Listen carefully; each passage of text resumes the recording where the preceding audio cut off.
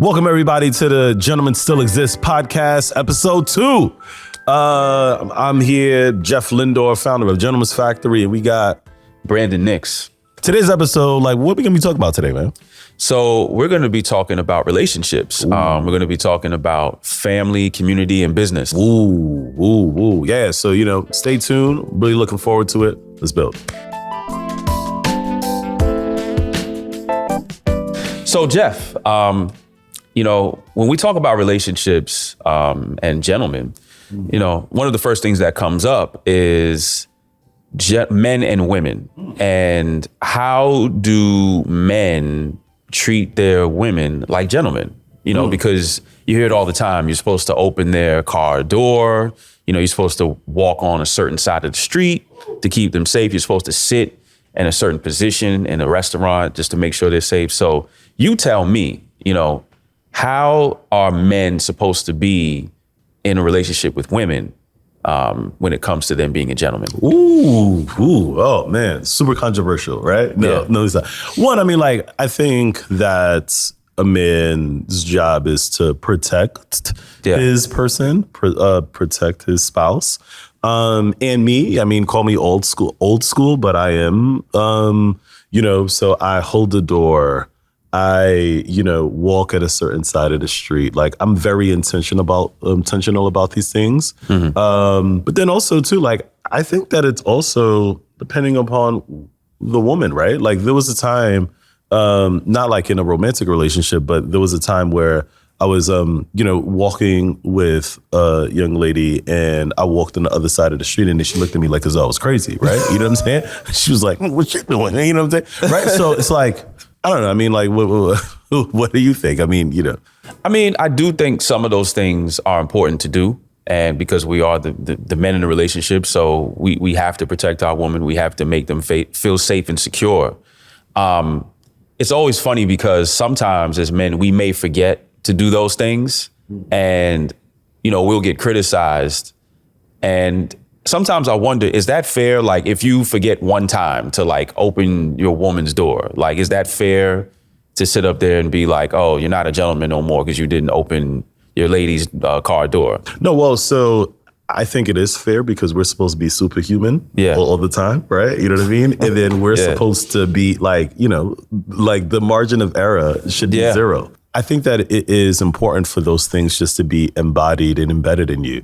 And me, given the fact that I have a daughter, I always ask myself, how am I treating women?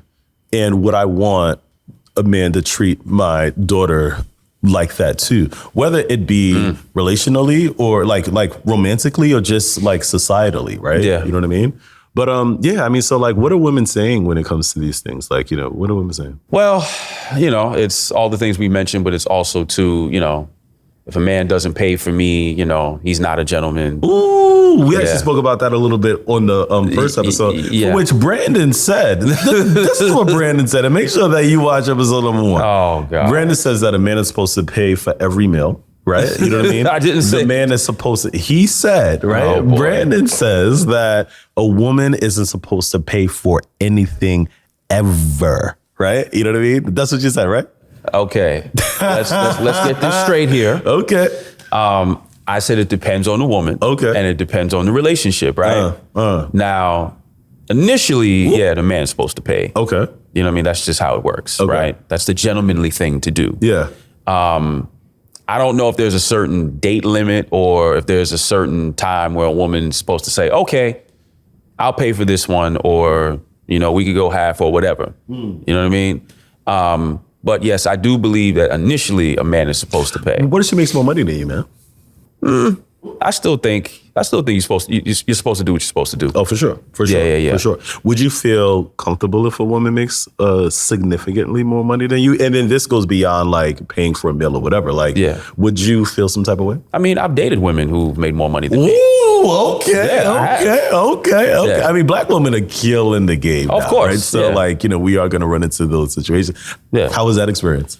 It was a pretty good experience for the most part. I didn't feel intimidated. I wasn't bothered by it. I mean, it is what it is. And I focused more on the kind of woman she was, more so than her bank account. You know what I mean? And it wasn't like she rubbed it in my face. Right. You know, it was just that was what the situation was. Right. But I still understood that my role is my role. And I'm not going to sit here and be like, well, you make more money than me, so go ahead, pay for everything. Right. You know what I mean? And of course, you know, she treated me sometimes too. So, you know, just because she made more money than me, that didn't bother me. That didn't faze me. So why do you think some men, not you, of course, right? You know, but why do you think some men feel a little bit intimidated by that? Insecurity, you know what I mean? Also too, it's just, I guess for a lot of men, it's just not a common thing that they run across women that make more money than them. What? Like, go to any college campus. Like, there's in terms of their dating life, not in their social. Social, but just in their dating life. Okay. Like, more than likely, it's either you're on the same level as the woman you're dating, or you may make more money than them, right? But it's not like most of the women you meet are going to make more money than you. You know what I mean? Well, more so like in your teenage and 20s. Yeah. I think that the challenge for men, generally speaking, is that men deal with their trauma by seeking wealth, right? There you go. So it's like when you have the wealth, or when you think that your validation comes from how much money you have, now money is infinite. So if you feel confident now because you have that number that you think validates you, when you now are dating a woman who makes more, or whose number surpasses your number, now some men, it makes them feel uncomfortable because their core validation comes from that number that they have, right? So it's really kind of that chasing, and that's what I think some men feel, you know, just a bit uncomfortable. Clearly not you, you know, dating Beyonce, Solange, all that stuff, right? Pride the best. I wish. You know what I'm saying? Wish. Right? You know what I mean? Like, yeah. What about you though? Like, have you dated a woman who made more money than you? Yo, that's a really interesting question, right? That I'm definitely not going to get into. But what I would say, though, is that I think that me now today, I wouldn't feel a certain way, right? Yeah. You know what I'm saying? Me back in the day, so for sure, right? Yeah. And like I was saying in the previous episode, you know, just unpacking things, right? You know, working on myself, finding who I am, finding my true voice. I think that, you know, like my validation, like what was interesting, just a quick segue, a 30-second commercial. I remember when I was in the therapy session and I was talking to the therapist where I then, you know, like we were doing a lot of like mental work or whatever, right? And then when I no longer like identified my core true self with a thing, particularly Gentleman's Factory, that's actually where the company really, you know, evolved and expanded because I wasn't tied to it, right? I say that to say that, you know, me today, I don't care what a woman does, you know, for a living, what she does, like, I don't care, right? Yeah. Because, you know, I don't, like, money and wealth is not like the equalizer for my identity. Yeah, same here. I want to touch a little bit on your daughter, because, you know, with family, you know, the way how you treat women in your life, or the women that's closest to you in your life, that's also a reflection of you. How do you see treating the women in your life, and in particularly, you know, your daughter or, you know, wife for others who are married?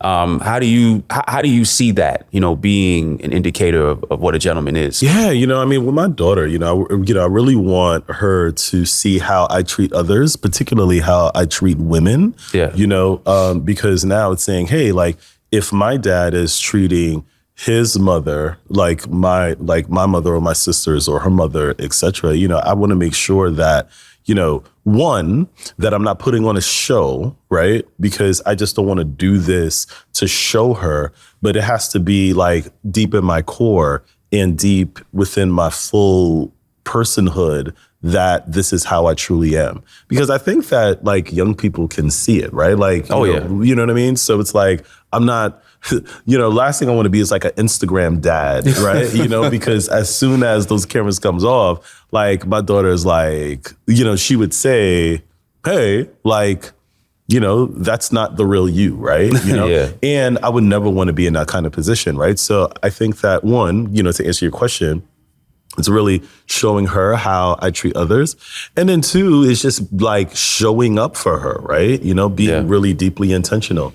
Because I think that, you know, women, they get a good sense of, or like their worldview, I believe, of like manliness comes from their dad.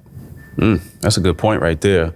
Just to touch on community a little bit, how do you feel being, well, let me rephrase it like this. What does it mean to be a gentleman when you're in a community and you're interacting within your community, but also taking care of your community? Like, what does it mean to be a gentleman in that space? Gentleman is interpreted by how someone's worldview is. And, you know, there's this notion that gentlemen are supposed to be soft, right? And I don't think that's the case, you know? I heard this analogy one time, and it's like, you know, if you, your strength is demonstrated in your ability to be gentle. And they use the analogy where it's like, if you're trying to pick up a table, right, with your, so like if I'm picking up this table right here, and I use both of my hands and I'm making a whole bunch of noise and I move this table, right? And I'm like, and I move it across the room. You're going to say, okay, you moved the table and it was heavy and you made a bunch of noise. Congratulations. But if I would have moved this same table with a pinky and don't make a sound and I move it across the room, then you're going to say, oh, wow, this guy's pretty strong, right? And I think that that's like the core element of being a gentleman, is where you just gently strong, I would say.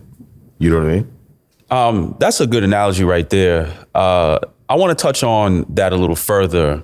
In the community, you know, sometimes as dudes, you know, we have our moments where we clash. And sometimes we don't handle them in the most gentlemanly way, quote unquote. Yeah.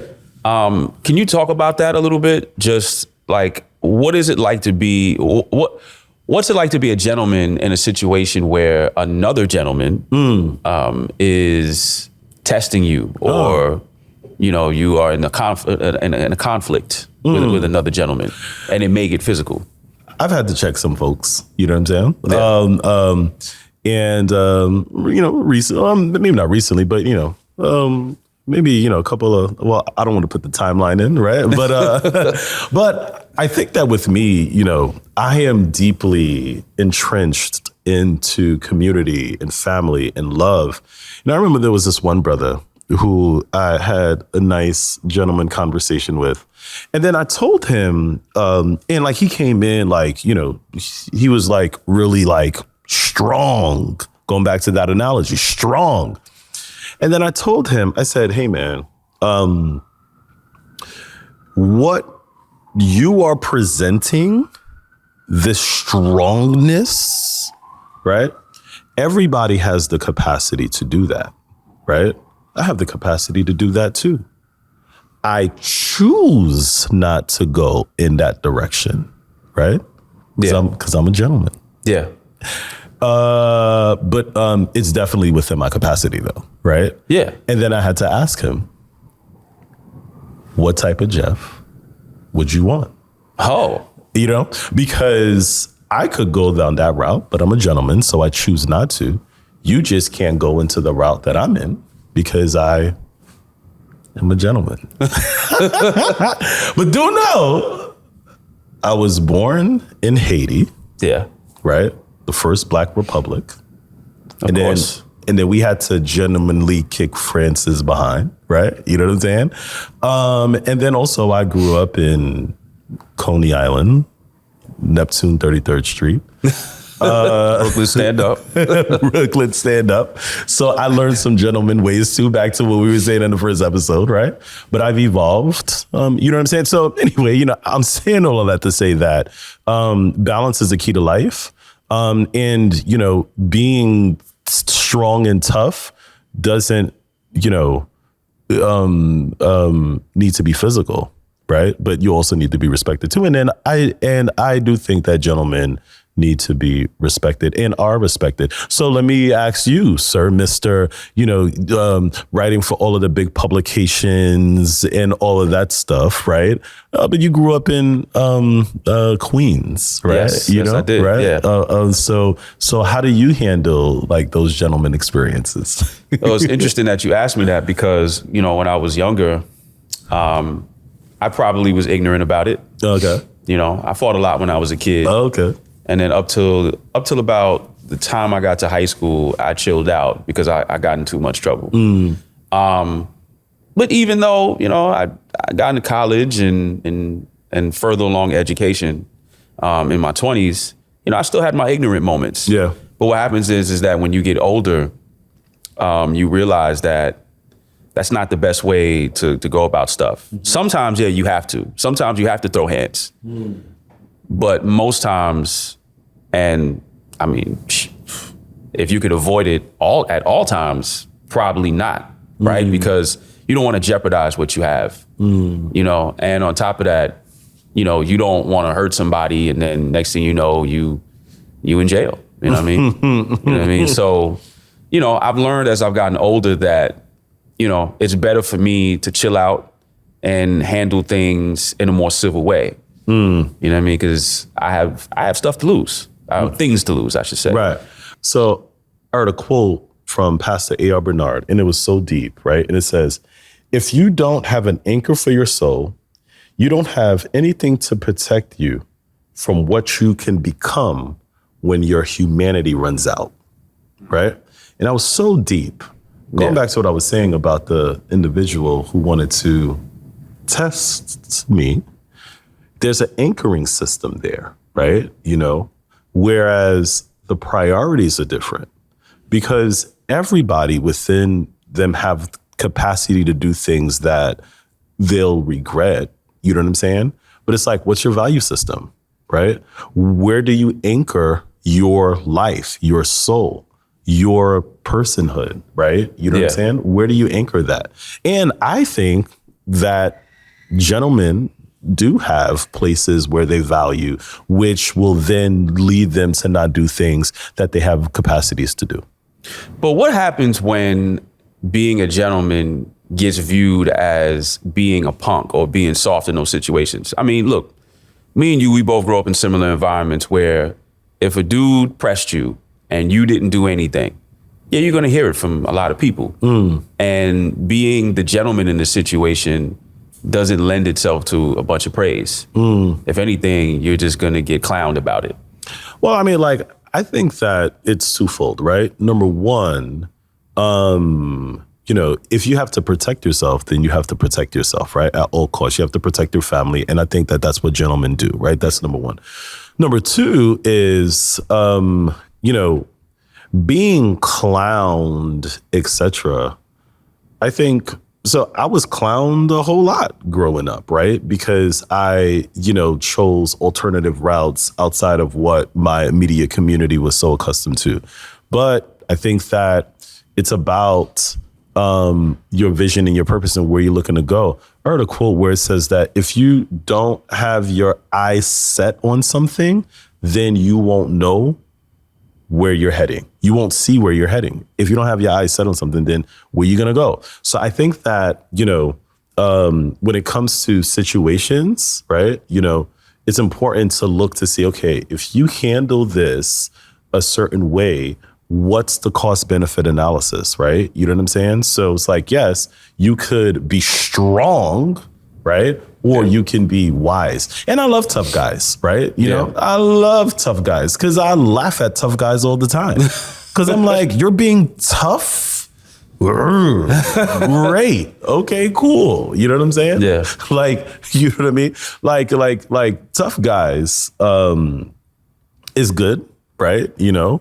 But then they also have their instances where you can't be tough all the time, man. You got to be strategic, and then you got to be smart, and you got to be wise. And you're going to come across somebody who's just as tough or even tougher than you. You're always going to run into a tougher guy.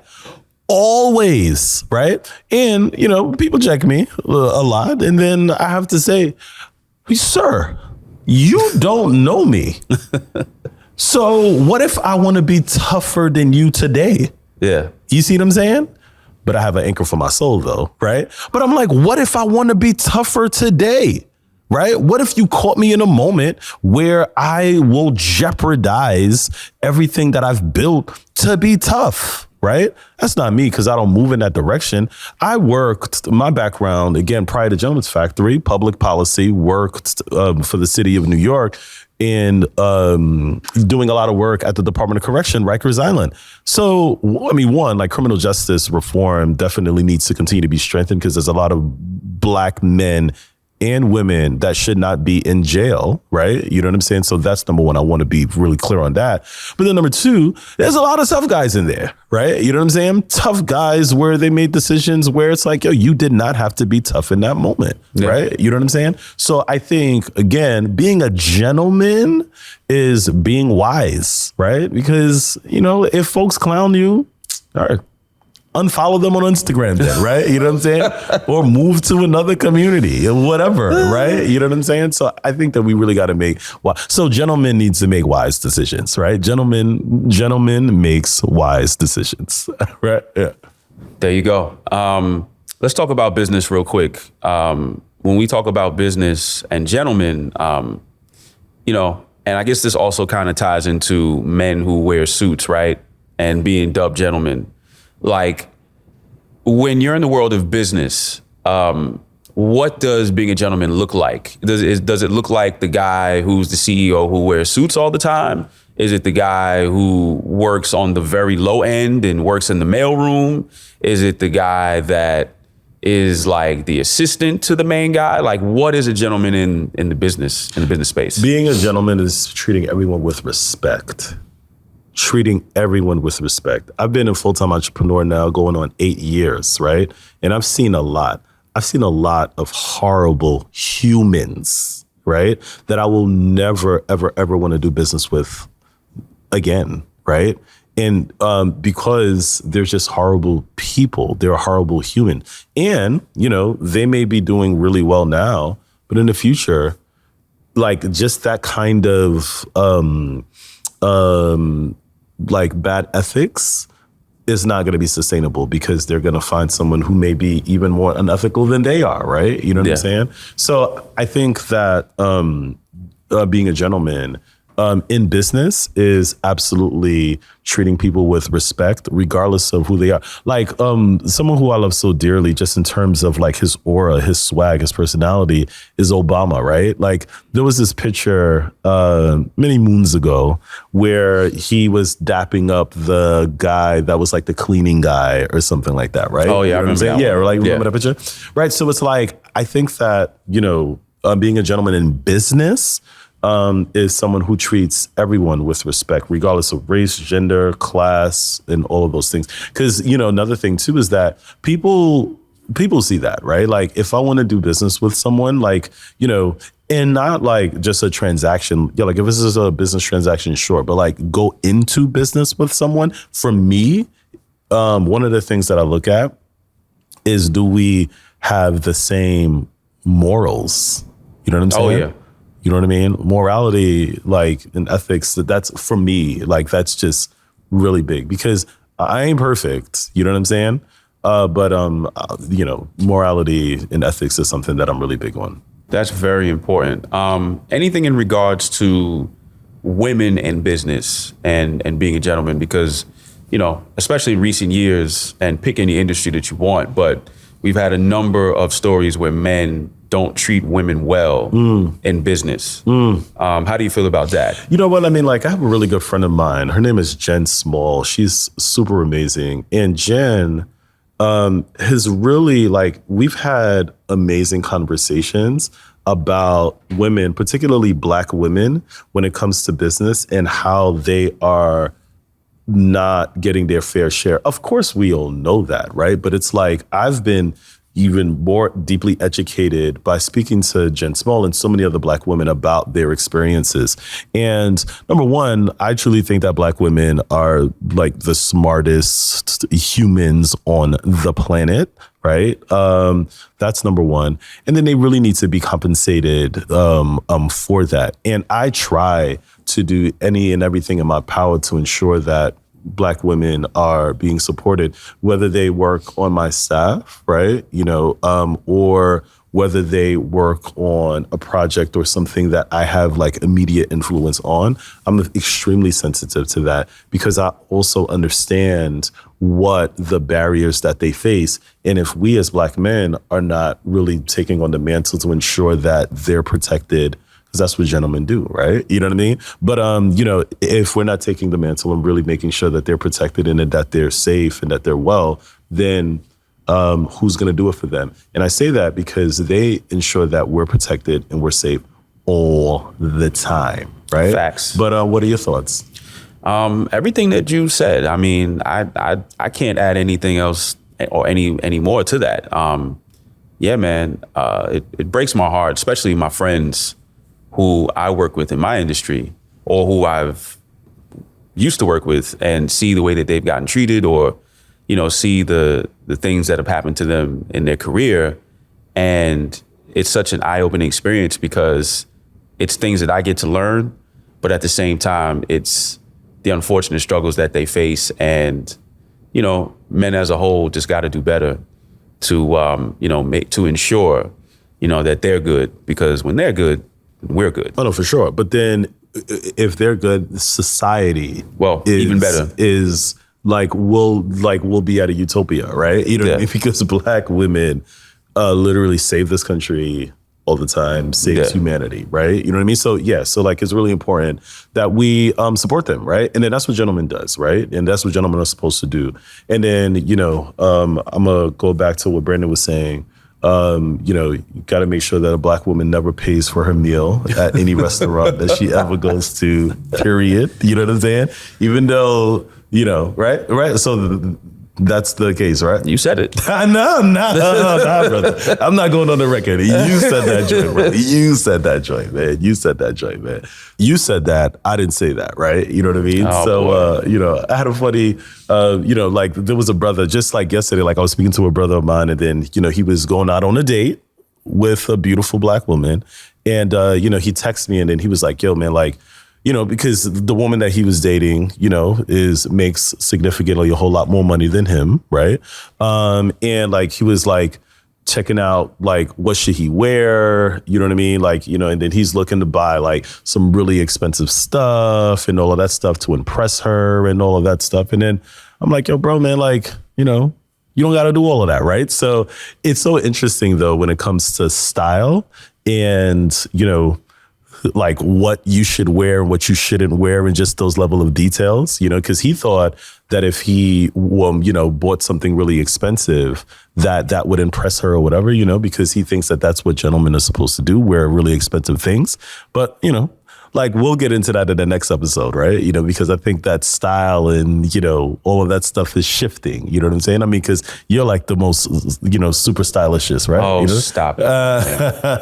Says the man who's got, $500 socks on? No, okay. And Yeezys on. Okay. If anybody ever wears $500 socks, then they should, really question, their priorities. And side note, weren't you, I forgot what newspaper, the Wall Street Journal, I think you were in there for style or something like that. Yo, man, God is good, bro. God is good, man. That's all I got to say, man. But yeah, man. So, thank you all again for tuning in. Make sure that you subscribe. Gentlemen Still Exist podcast. We're just getting started. Brandon, man, any last words? Nah, man. I'm ready to be out and get to the next episode. Okay, man. So he just said, nah. All right. So I don't got no last words either, man. So, all right, yo, see you in the next episode. Let's continue to build. Peace.